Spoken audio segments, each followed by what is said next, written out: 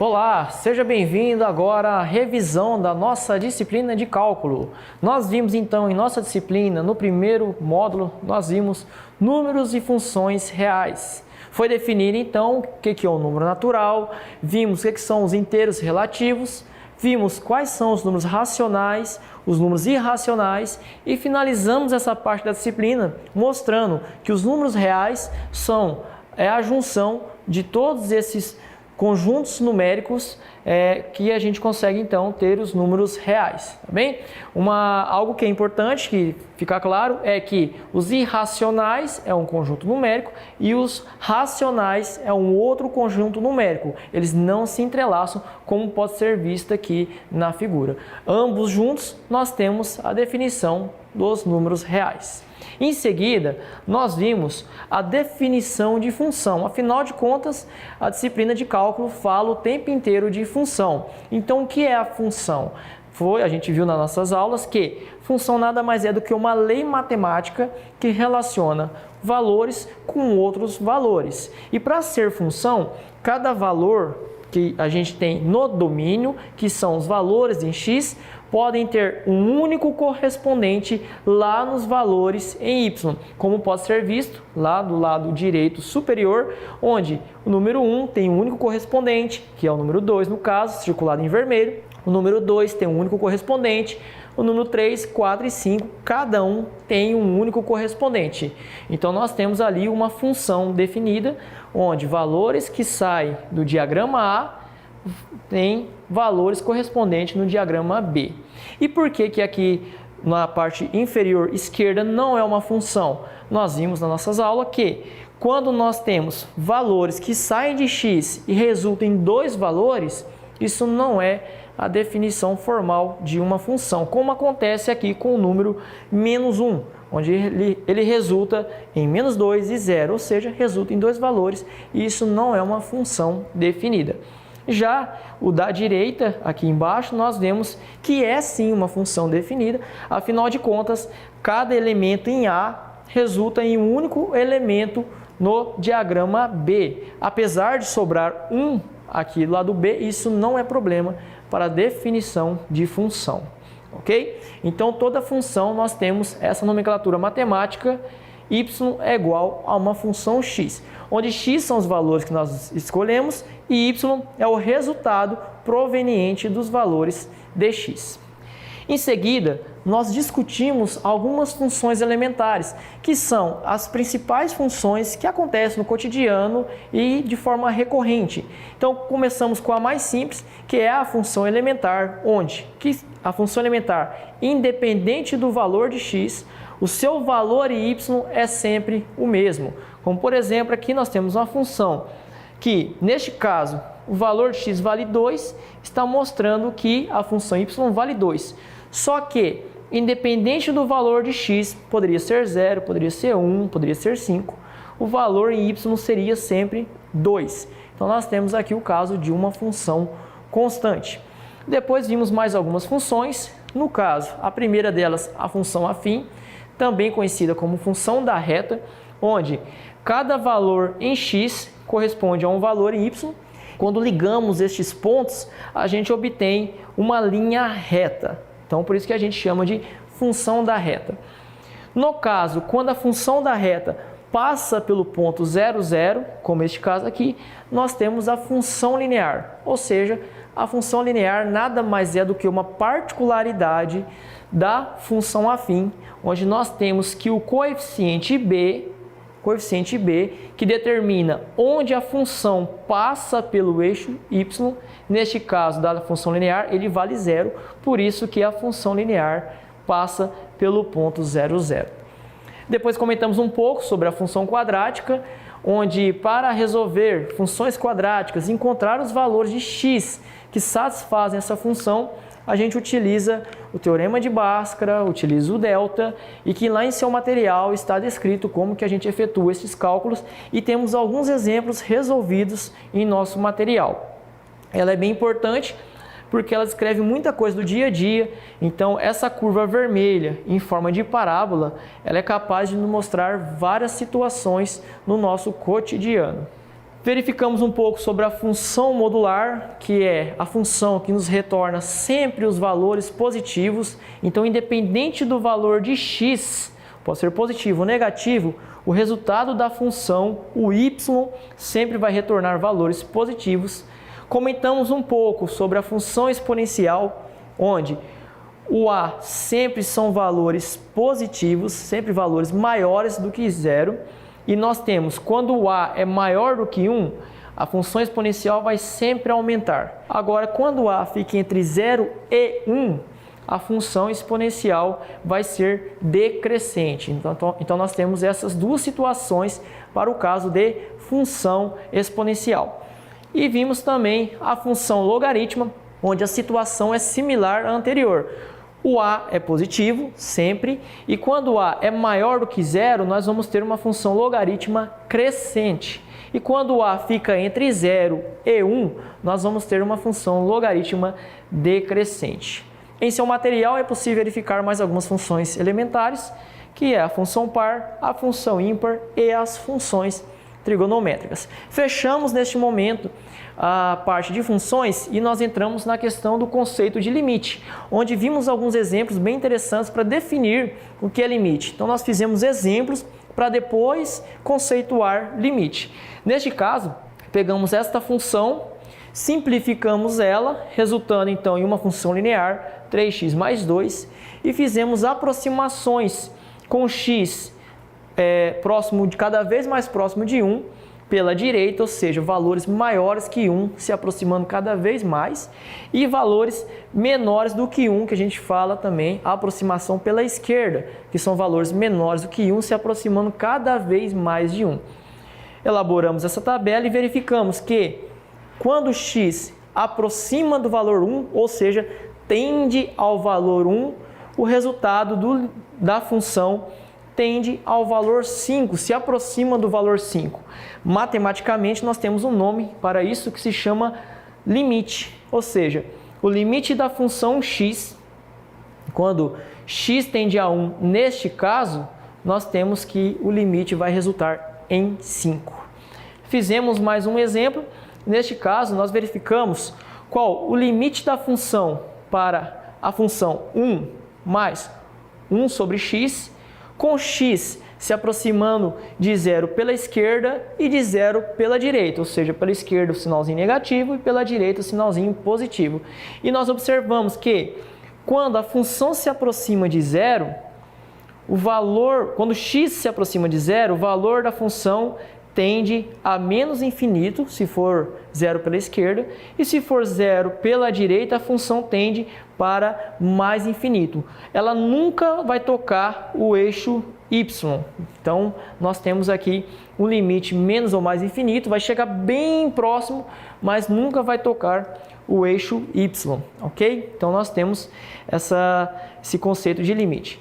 Vimos depois sobre limites indeterminados, que são aqueles limites que, em um primeiro momento, em um primeiro cálculo, a gente chega em resultados como 0 dividido por 0, 0 elevado a 0, que são valores matematicamente impossíveis de se fazer o cálculo. Então a gente faz algumas manipulações matemáticas, vimos 4 maneiras durante o nosso curso, e a gente consegue aí sim chegar em um resultado. No caso, o exemplo que nós utilizamos foi esta função, que a princípio era uma equação de segundo grau por ter um termo elevado ao quadrado, mas como a gente faz a simplificação, ela se tornou uma equação linear. Limite de x tendendo a 2, x mais 2. Então, se o x tende a 2, eu vou usar valores cada vez mais próximos do número 2.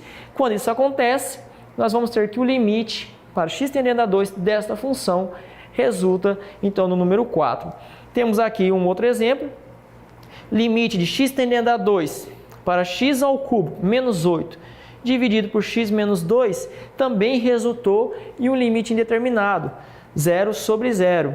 Fazemos algumas aproximações matemáticas onde a gente vai conseguir mostrar, onde nós conseguimos mostrar que o limite desta função, na verdade, é o número 12. Ficamos por aqui e o professor Arthur vai dar sequência à revisão do nosso curso de cálculo. Olá, dando sequência à revisão das nossas aulas, vamos retomar agora as derivadas. Bem, o que foi abordado sobre os estudos de derivada? Derivada basicamente lhe indica o grau de crescimento de uma função em determinado ponto desta função. Aqui no desenho do nosso gráfico, nós temos o seguinte, temos o ponto A, o B e o C. Nesses pontos existe uma reta, essa é a reta tangente. Você escolhe um ponto do seu gráfico e traça uma reta tangente. O quanto mais inclinada é esta reta tangente, maior é o grau de crescimento dessa função. Ou, por outro lado, se essa reta tangente estiver bem declinada, é um ponto que mostra o máximo decrescimento desta função. Então, veja só, aqui no ponto A, B e C, essa reta tangente ela está na horizontal. Isso indica que não há inclinação da reta tangente. Nesses pontos, a derivada ela vale zero. A derivada é nula. Um outro exemplo é o ponto P, no qual a derivada não vai ser nula, uma vez que a reta tangente não está na horizontal. Então, a reta tangente está te mostrando ali, aonde em cada ponto a função está crescendo ou decrescendo. Tudo bem? Ela é a variação em um determinado intervalo. Quais são os tipos de regras de derivadas? A primeira que foi abordada em nossos estudos foi a regra da potência. O que era a regra da potência? Basicamente é a regra do tombo. Você tem uma função polinomial do tipo x elevado à quinta, e qual que é a derivada de x elevado à quinta? Você pega esse expoente e tomba ele para frente. No momento que você tomba ele para frente, ele perde uma unidade. E quando ele vai para frente, ele passa a multiplicar a base a qual ele estava sendo elevado. Então, olha só, aqui eu tenho a função do tipo genérica. Eu tenho um x elevado a n. Então, a derivada de x elevado a n nada mais é do que n, que cai multiplicando. Então, fica n vezes o x, que está elevado agora ao expoente menos a uma unidade. Ou seja, n menos 1. Olha só aqui no exemplo. Eu tenho x elevado a nona menos x elevado a menos 3, mais 5x elevado a menos 2. Veja só, a derivada de x elevado a nona é a mesma coisa que o 9 tomba para frente, passando a multiplicar, e uma vez que ele tomba, ele perde uma unidade. 9 menos 1 é igual a 8. Então, nós temos 9x elevado à oitava. Agora, menos x elevado a menos 3. Preste muita atenção quando o expoente for negativo e também quando o termo da base for negativo. São esses dois casos. Aqui, os dois estão presentes simultaneamente. Primeiro, quando você deriva um expoente negativo, ele fica mais negativo ainda. Então, menos 3 com menos 1 fica menos 4, que é o que resulta aqui. Só que esse menos 3, quando ele tombou para frente, ele passa a multiplicar o sinal de menos, que estava na frente ali da sua base. Então aqui eu tenho menos 3, que multiplica menos x. Então fica positivo, 3x elevado a menos 4. Aqui agora, no terceiro termo, é 5x elevado a menos 2. Então, quando o menos 2 tombou para frente, ele carrega o sinal de menos, multiplicando o termo positivo.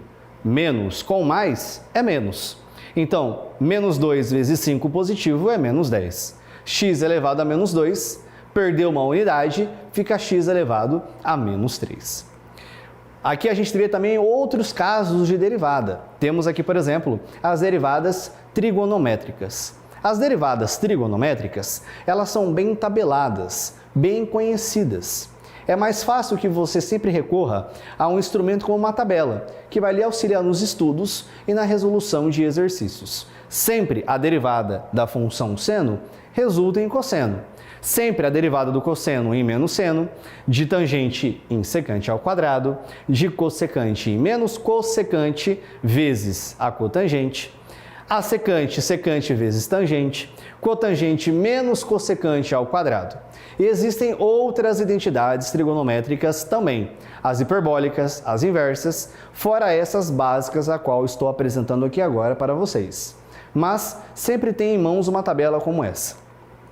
Temos também agora a derivada da função exponencial. A função exponencial ela é a mais simples, porque ela é recorrente. A derivada da função exponencial é ela mesma, ou seja, derivada de e elevado a x é e elevado a x.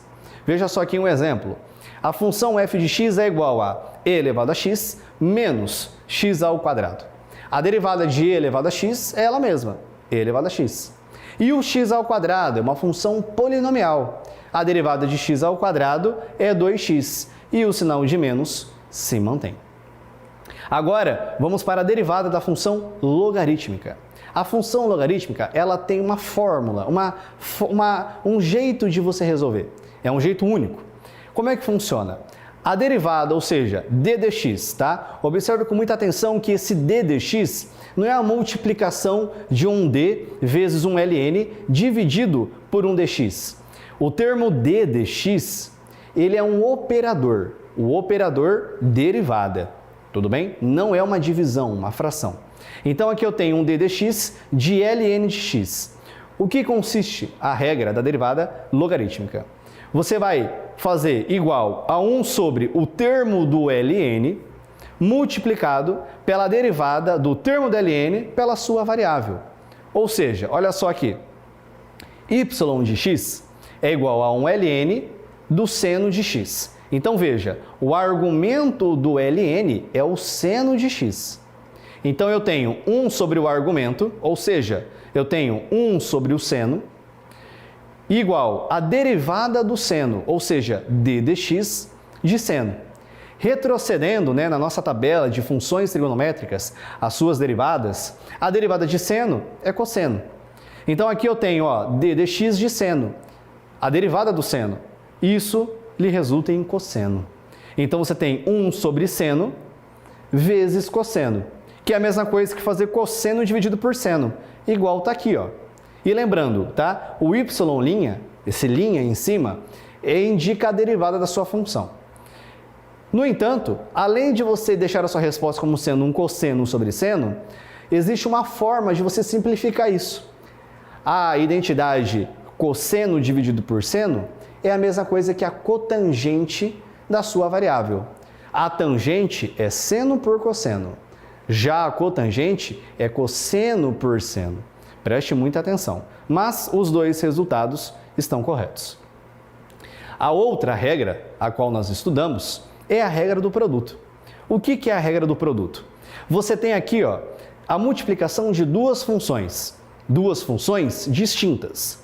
E quando me refiro a funções distintas, são polinomiais, exponenciais, logarítmicas, trigonométricas, entre outras. Então aqui eu tenho f de x vezes g de x, a derivada do produto dessas duas funções. A derivada do produto, a regra do produto, independe da ordem que você aplica, contando que você sempre faça a derivada de um vezes o outro, mais a derivada do outro vezes o primeiro. Então aqui eu tenho f de x vezes g de x. Qual é a regra do produto? Mantenho o primeiro termo, faço a derivada do segundo, multiplico os dois. Somo agora com a derivada do primeiro, que é o f' de x, vezes g de x. Tanto faz. Poderia ser o oposto também. Poderia ser, então, a derivada do primeiro vezes o segundo, mais o primeiro vezes a derivada do segundo. Aqui o exemplo, y de x é igual a e elevado a x vezes x ao cubo. A primeira função, a qual eu identifiquei como f de x, é a exponencial. Já a segunda é x ao cubo. Então, a derivada do primeiro vezes o segundo, mais a derivada do segundo vezes o primeiro. Olha só, a derivada do primeiro é o e elevado a x, né? Qual é a derivada do e elevado a x? É ele mesmo. A função exponencial, ela é recorrente, é ela mesma.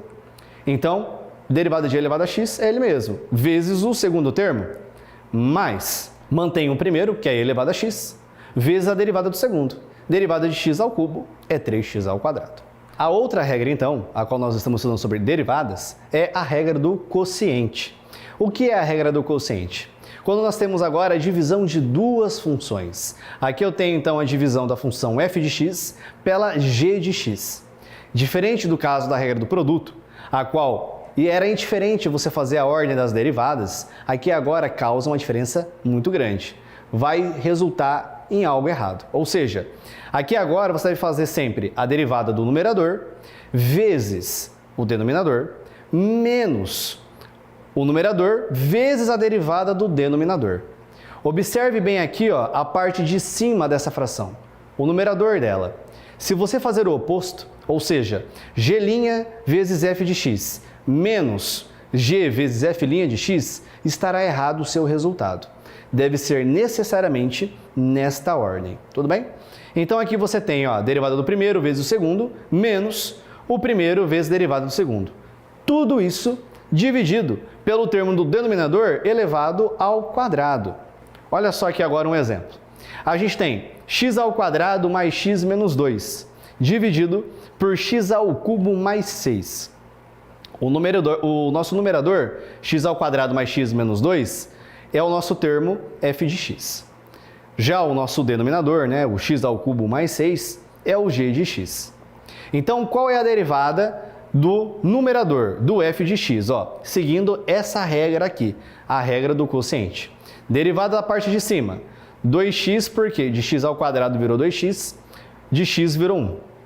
E o menos 2 vai embora, derivada de uma constante vale zero. Então, a derivada de f de x é 2x mais 1, vezes o termo de baixo, vezes o denominador, menos, como está na regra do quociente. Agora, você mantém a sua função f de x, multiplica pela derivada do denominador, que é o de x ao cubo mais 6. A derivada de x ao cubo mais 6 é 3x ao quadrado. O 6 vai embora, a derivada de 6 é igual a zero. Então agora você vai realizar a distributiva, né? Você vai fazer 2x vezes x ao cubo, 2x mais 6, né? Executa toda a distributiva e simplifica o resultado. No final você vai obter menos x à quarta, menos 2x ao cubo, mais 6x ao quadrado, mais 12x, mais 6. Tudo isso dividido pelo denominador, que é x ao cubo mais 6, elevado ao quadrado. Olha só aqui agora, uma outra regra, a regra da cadeia. Do que consiste a regra da cadeia? Aqui eu tenho x ao cubo menos 1 elevado a 100. Imagine que você tenha que fazer 100 vezes multiplicando x ao cubo menos 1. Vai dar um termo extremamente grande, muito grande. Então você vai olhar essa função do outro ponto de vista, como se fosse uma função composta. Aqui você tem um termo elevado a um número, é uma função polinomial, só que seria uma função polinomial se fosse apenas x elevado a 100, a derivada de x elevado a 100 é 100 que multiplica x elevado a 99. Só que aqui agora eu não tenho apenas um x, eu tenho x ao cubo menos 1 elevado a 100. Então eu vou realizar a derivada do termo de dentro, do argumento, e vou multiplicar pelo termo de fora, como se fossem duas funções. Então veja bem, derivada de x ao cubo menos 1 resulta em 3x ao quadrado. Derivada de x ao cubo é 3x ao quadrado, de menos 1 é zero, então não tem que colocar. Agora eu vou manter o argumento, que é x ao cubo menos 1, e vou derivar agora a parte de fora, que nada mais é do que o nosso expoente, é elevado a 100. Lembra, derivada de x elevado a 100 é 100 vezes x elevado a 99. Então eu vou tratar o argumento como sendo uma variável só, como se fosse a função polinomial. Então eu mantenho um argumento elevado a 99 vezes 100.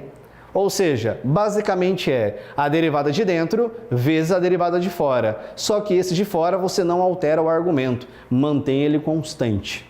Então fica 3x ao quadrado vezes 100 é igual a 300x ao quadrado. E isso multiplica x ao cubo menos 1 elevado a 99. Agora, a gente vai entrar em uma outra parte do nosso curso de cálculo, né? Agora são as primitivas, que é o pé das integrais. O que é a primitiva de uma função? Basicamente, a primitiva, a derivada, você está descendo o expoente do número. Exemplo, você tem x elevado a 10. Quando você deriva x elevado a 10, o 10 vai tombar para frente, então fica 10x elevado a 9. Então você está retrocedendo o expoente, passando ele a multiplicar a base. A primitiva é o oposto. Você vai somar uma unidade no expoente.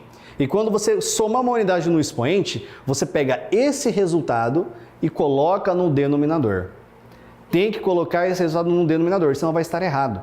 Olha só aqui o nosso exemplo da função genérica de derivada. X elevado a n. A derivada de x elevado a n É a mesma coisa que n vezes x elevado a n menos 1. Mas, aqui agora eu tenho um exemplo aplicável.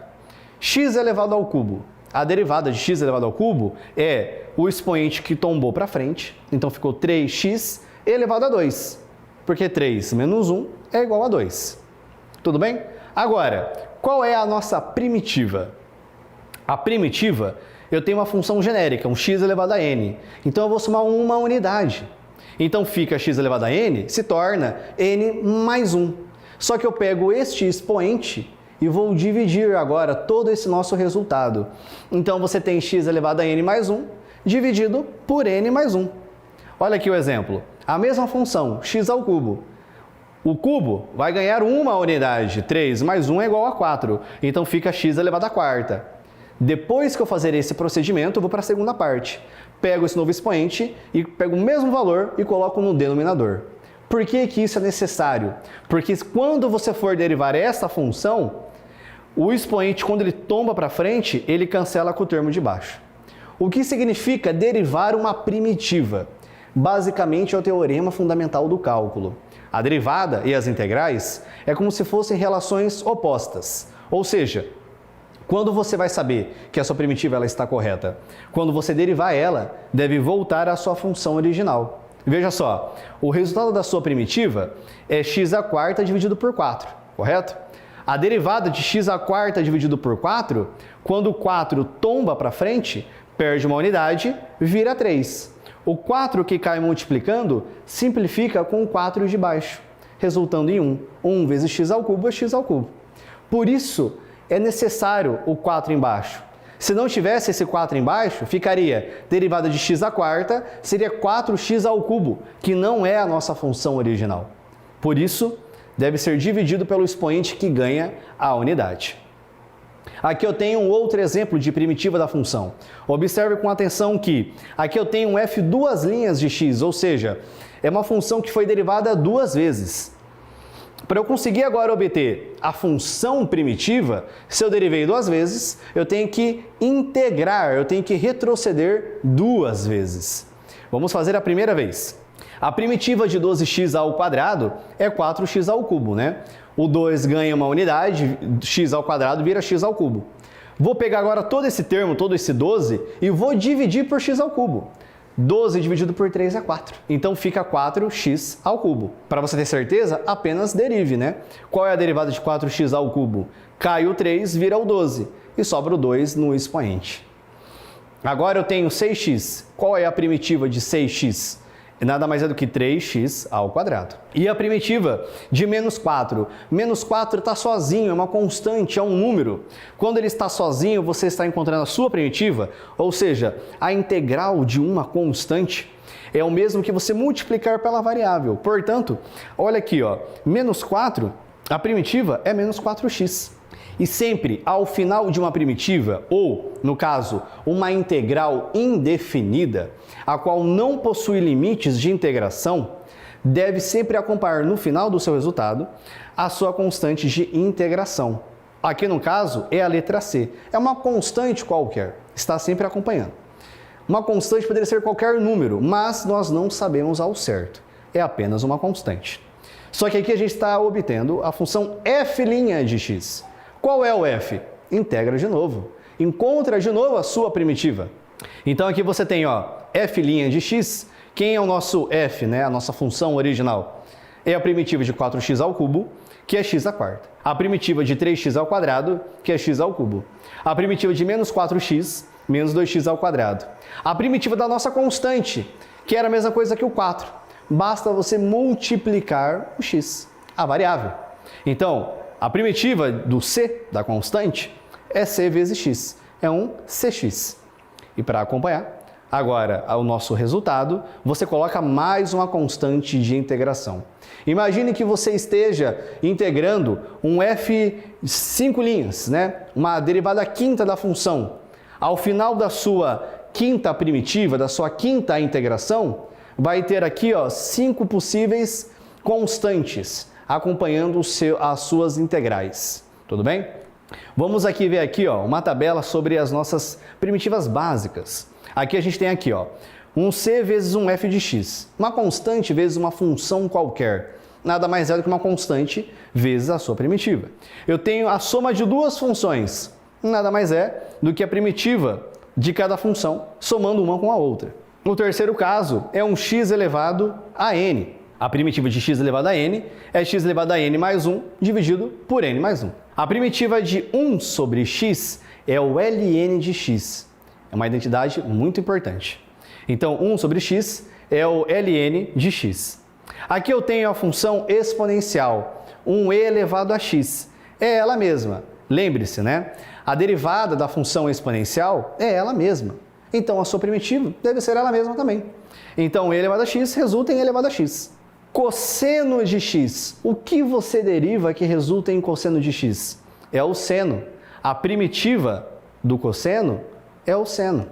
A primitiva do seno é o menos cosseno. Pense sempre, o que eu derivo que resulta naquele valor? Essa é a primitiva. Tudo bem? Agora, olha só. Qual que é a ideia, a lógica da integral, né? A gente vai ter que estudar aqui, vai ter que aprender a calcular o que significa a integral de uma função. Veja só, imagine que você tem uma função dada pela curva abaixo. A ideia da integral é você aprender a calcular qual é a área abaixo da curva. Qual é o valor dessa área? Eu quero entender, né? Então, veja só, imagine que você tenha uma área que pode ser calculada como a área de um trapézio, de um triângulo, de um quadrado. Só que aqui agora não é uma figura geométrica bem conhecida, é apenas uma função qualquer. Então não tem uma relação pronta para ela. Riemann, há muitos anos atrás, definiu o seguinte: imagine que você coloque vários retângulos abaixo dessa curva e você vai cada vez mais colocando mais retângulos, só que mais finos, com o intuito de melhor aproximar todos esses retângulos abaixo da curva, como sendo a área total perfeitinha, quase sem nenhuma aresta sobrando. Mais ou menos ficaria nesse desenho. Essa é a ideia da integral, é a somatória de todos esses retângulos.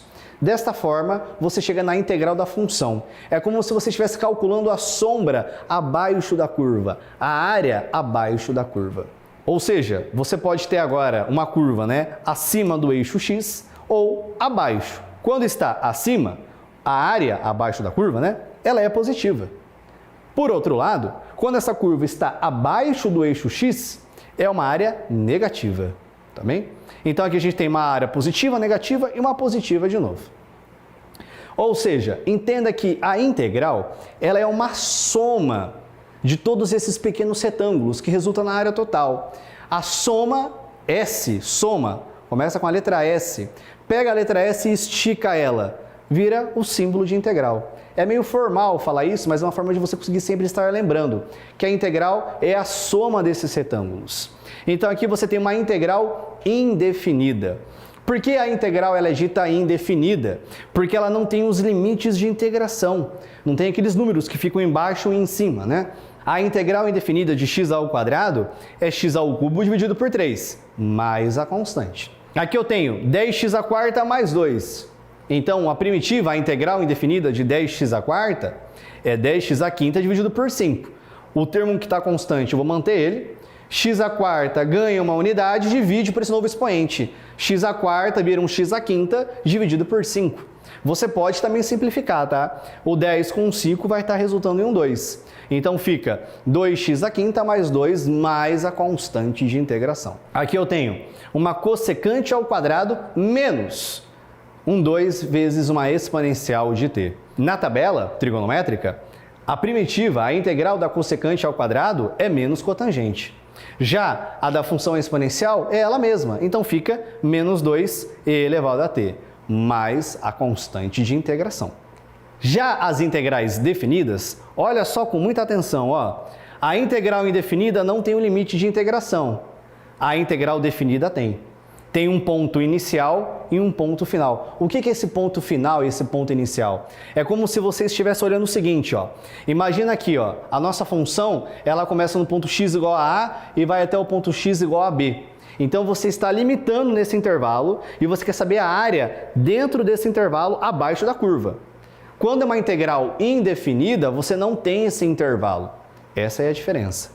Então, voltando para a integral definida, é como se fosse a indefinida, você calcula o resultado, mas no fim, você pega esse resultado e substitui pelo limite superior menos o limite inferior. Então, aqui você tem a integral do fzinho, resulta em um f maiúsculo, um fzão. Só que você aplica no ponto B menos no ponto A. Sempre é intervalo superior menos no intervalo inferior. Então, aqui você tem, uma integral definida que vai de 0 a 2. O 0 é o limite inferior, o 2 é o limite superior. Então fica x que multiplica 2 mais x à quinta. Primeiro aqui, melhora esse seu integrando. Faça a distributiva, né?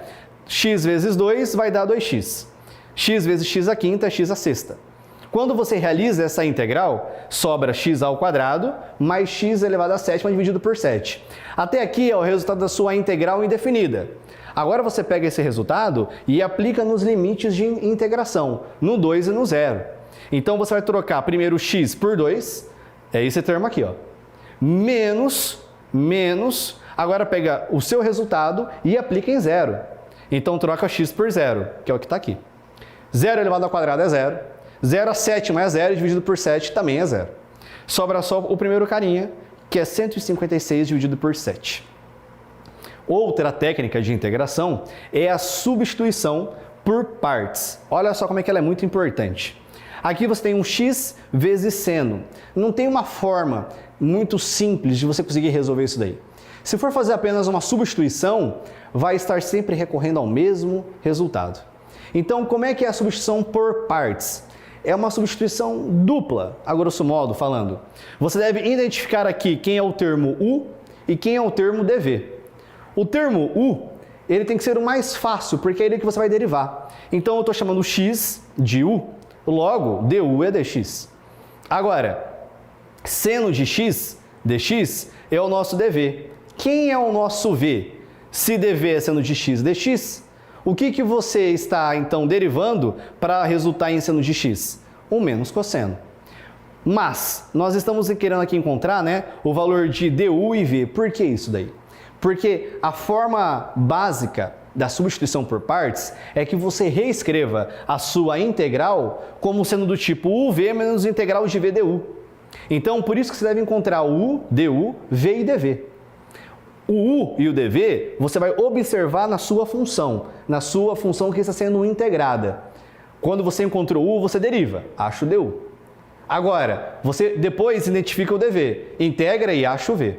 Aí você vai aplicar na fórmula genérica. U vezes V menos integral de V du.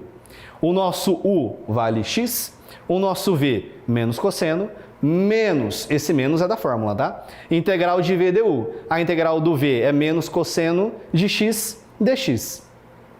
Depois que você fazer aqui a distributiva, x vezes menos cosseno de x, menos x com cosseno x. Esse menos com menos dá mais a integral de cosseno de x.